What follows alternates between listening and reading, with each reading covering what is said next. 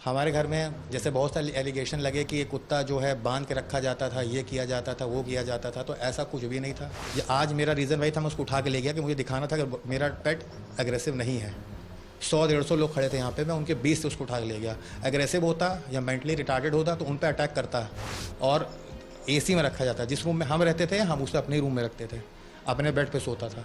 Sir एक normal morning थी, जैसे हम लोग नॉर्मल स्टार्ट करते हैं, हमारे जो पेट हैं वो भी हमारे साथ ही उठते हैं। मैं अपने जिम के जाने के लिए मैं तैयारी कर रहा था, 4:30 पे या 4:40 पे मैं यहाँ छोड़ देता हूँ घर अपना।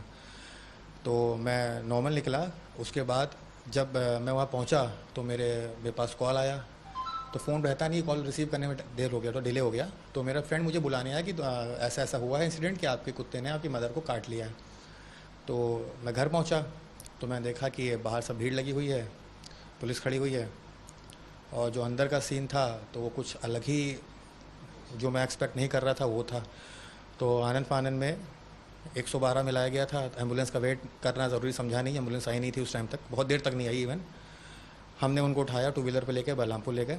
बलरामपुर में उन्होंने कहा कि हमारे पास यहाँ रेबीज़ का या डॉग बाइट का ट्रीटमेंट नहीं होता है। तो वहाँ से उन्होंने ट्रामा सेंटर रेफर कर दिया। जब ट्रामा सेंटर गए तो वहाँ उनका ट्रीटमेंट चला, लेकिन वहाँ भी बहुत भीड़ थी, डिले होती रही, ब्लड लॉस एक्सेसिव हो चुका था, उससे उनकी डेथ हो गई। खाना हो गया, नहलाना हो गया, जो भी उसके नीडफुल थिंग्स होती थी डेली रूटीन, वो मेरी मदर करती थी। हमारे घर में जैसे बहुत सारे एलिगेशन लगे कि ये कुत्ता जो है बांध के रखा जाता था, ये किया जाता था, वो किया जाता था, तो ऐसा कुछ भी नहीं था।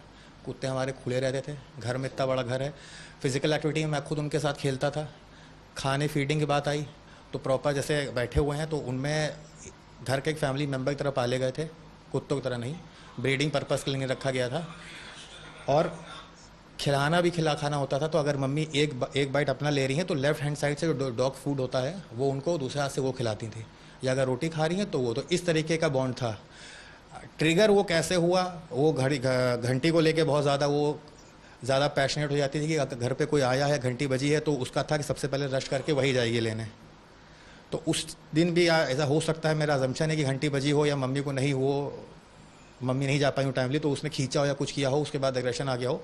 जब मैं रहता हूँ या मैं अब तक जो भी मैं आपको फ़ोटो दिखा भी सकता हूँ, जो भी बंदा देखेगा, ये आज मेरा रीज़न वही था, मैं उसको उठा के ले गया कि मुझे दिखाना था कि मेरा पेट एग्रेसिव नहीं है। 100-150 लोग खड़े थे यहाँ पे, मैं उनके 20 से उसको उठा के ले गया। एग्रेसिव होता या मेंटली रिटार्डेड होता तो उन पर अटैक करता, किसी भी उसने कुछ नहीं किया। जो मेरे सामने वो बात नहीं हुई तो मैं उस चीज़ को डाइजेस्ट नहीं कर पा रहा हूँ। जो उनकी एज थी, फाइट करने की कंडीशन वो थी नहीं, और मैंने खुद घाव देखे, हाथ पैर में सीवियर थे, लेकिन इससे ज़्यादा मैं देख नहीं पाया। मैंने उनको ले गया सीधे, देखने का टाइम नहीं था। अब जो रिपोर्ट्स आएंगी, रिपोर्ट्स मैं पढ़ूंगा तब देखूंगा। अभी हवा में तीर नहीं चलाना चाहूँगा कि इतने घाव थे उतने घाव थे। कोई कह देगा 25 है, कोई कह देगा 30 थे। कुछ लोग का ये कहना है कि उसने खाया कुछ नहीं, खाया कुछ नहीं। दूसरा ये आ रहा था कि खाना उसको कई दिनों से नहीं मिला, इस तरीके की बातें। ऐसा कुछ नहीं है, खाना डॉग को हमेशा मिलता है, उसको ऐसा कुछ नहीं था खाना नहीं मिला। जो लोग नहीं, भाई मैंने बताया कि ओनर मैं हूँ, मुझे पता है चीज़ों के बारे में। मैं रख रहा हूँ तो उसको खाना क्यों नहीं दूंगा? क्या मैं इतना महंगा कुत्ता अफोर्ड कर सकता हूँ तो मैं उसका खाना नहीं अफोर्ड कर सकता हूँ? उसकी जो फीडिंग रहती है पूरी रहती थी, दिन में 3 बार खाना खिलाया जाता था उसको, और एसी में रखा जाता। जिस रूम में हम रहते थे हम उसे अपने रूम में रखते थे, अपने बेड पे सोता था। तो ऐसी कोई प्रॉब्लम नहीं थी।